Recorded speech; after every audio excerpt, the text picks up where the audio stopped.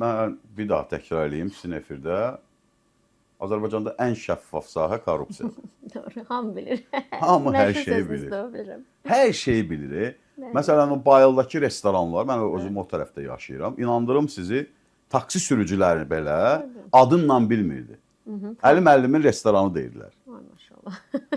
Tam ciddi deyirəm ha. Məsələn, soruşanda, hə, Əli müəllimin restoranı tərəf, bax, o tərəfdən gəlir. Yəni, çox belə hörmətlə və normal bir şey kimi də, elə də olmalıdır. Yəni, burada nə problem var ki, yəni. Bu nöqteyi nəzərdən, hə, mən təəccübləndim mi? Yox.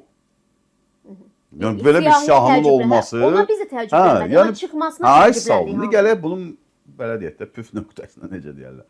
Mənim məntiqi izahım ondan ibarətdir ki, nə qədər də hökumət, hakimiyyət gizlətməyə, yumşaltmağa çalışsa da, Azərbaycanda çox ciddi iqtisadi böhran elementləri var. Demirəm tam dərinləşib içinə düşmüşük, amma istiqamət təəssüf ki, o yöndədir. Makroiqtisadi göstəricilər bərbaddır.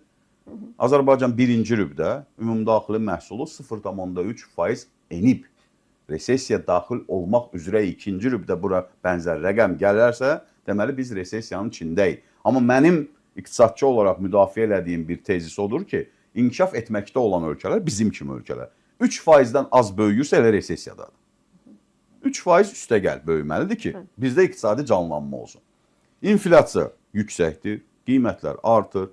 İlk dəfədir ki, rəsmi rəqəmlər sübut elədi ki, qeyri-rəsmi çoxdan bilirdi. Adama ləzzət eləyən odur ki, rəsmi rəqəmlər sübut edir. İnsanların real gəlirləri inflyasiyadan aşağı düşdü. Məsələn, siz 5 manat gəliriniz artır, inflyasiya 6 manat oldu. Yəni, sizin nəinki gəliriniz artdı, real gəlirləriniz. Hətta 5 manat, 6 manat o 5 manatınızı yedi, 1 manat da cibinizə girdilər. Əli mənim günah nədir? Bax, indi gəlir orada, bunu bir izah eləmək lazım. Bütün bu iqtisadi göstəricilərin pisləşməsinin bir günahkarı lazımdır da. Ola bilməz, heç kimin günahı olmasın. Baş nazirdir, sosial-iqtisadi məsələlərlə məşğul olan institutun başındadır, Nazirlər Kabinetinin başındadır. Bu iqtisadi vəziyyət pisdirsə, pisləşibsə, deməli, Nazirlər Kabineti öz funksiyasını doğru düzgün yerinə yetirməyib. Hə, bu, belə deyim də, klassik izah növüdür ki, bir günah olmalıdır. Niyə yerinə yetirməyib? Çünki başı öz biznesinə qarışıb. Hə, məsələn, bu qədər obyekti var da, insanın vaxtı 24 saatın, 10 saatından 7-8 saatın yatırsan, yerdə qalanda biznesi ancaq idarə eləyərsən də, bəs dövləti, hökumətin işini kim aparırdı? Hə, bu nöqteyi nəzərdən, ölkədəki iqtisadi çətinliklərin yaranma səbəbinin ünvanının baş nazir institutu olduğunu göstərmək üçün məncə irəli sürülmüş bir versiyadır. Amma sizin də çox doğru vurguladığınız Azərbaycan reallıqları kontekstinə gələndə, deməli, kimlərsə daxildə mübarizə aparır. Hansı qruplar güclüdür, o da qalib gələcək. Klanlar arası savaşın bir əlamətidir. Artıq klan yoxdur. Bax, bunu gərək bilək. Artıq klan, o klassik klanlar yoxdur da, vaxtı ilə olan klassik klanlar yoxdur.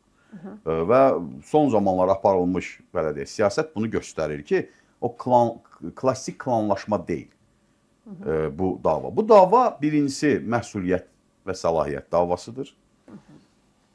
Səlahiyyət istəyən məsuliyyət istəmir. Bir səlahiyyəti ver mənə, məsuliyyət orada qalsın, mənlik deyil. Səlahiyyət və məsuliyyət davasıdır. Bu, Azərbaycanda iqtisadi vəziyyətin pisləşməsi üçün hədəf göstərilməmə çabalarıdır. Nazirlər istəyirlər ki, onlardan yan keçsin də, məndən keçsin, qonşuma dəysin, özü bilər. Bu, onun nəticəsidir və ola bilər ki, elə nazirlərin özlərinin də marağı var ki, bu, Əli Əsədovun iş üslubu və yaxud da işlərdəki göstərdiyi performans, necə deyərlər, bəyənilmir. Onun getməsi üçün belə bir zəmin hazırlanır. Amma burada da mənim anlamadığım nədir də? Azərbaycanda elə bir loyallıq sistemi qurulub ki, baş nazirə bircə kəlmə desən ki, qardaş, filan şeylərimi də qoy bura, çıx get. O deyəcək ki, yadınızdan çıxdı, başqa şeylərim də var, qoy onları da gətirim, gedirəm. Problem deyil. Bax, bunu mən anlamıram. Yazılmamış qaydalar. Bəli, bunu mən anlamıram. Bizə mi göstərilir bu? Əgər belə bizə göstərmək üçünsə, mən buna çox sevinirəm. Deməli, bizi həddindən artıq sayırlar, bizi seçici kimi baxırlar, bizə vətəndaş kimi baxırlar, eşq olsun onlara. Yəni, biz də bu seçici olaraq, vətəndaş olaraq növbəti seçkilərdə, 28-ci il parlament seçkilərində gedəcəyik, hökumətə deyəcəyik ki, çox sağ olun, bizi saydınız, gördünüz, amma özünüzün də bax bütün kadrlarınız belə, icra başçınız oğru, baş nazir belə, filan nazir belə, filan sistem belə, deməli bacarmırsınızsa sizin yerinizə gəlin bacaranlar gəlib hökumət kursunlar. Və salam. Yəni bunun açması budur. Yəni təkrarım, məntiqi izah iqtisadi çətinliklərin məsuliyyət ünvanı məsələsidir. Amma Azərbaycan reallığında izah odur ki, hansısa qrupların hansısa belə bir çəkişməsi var, yəqin ki, və bu çəkişmədə də Baş Nazir İnstitutunun kənarlaşması, yəni Baş Nazirin özünün daha doğrusu kənarlaşması önə çıxır.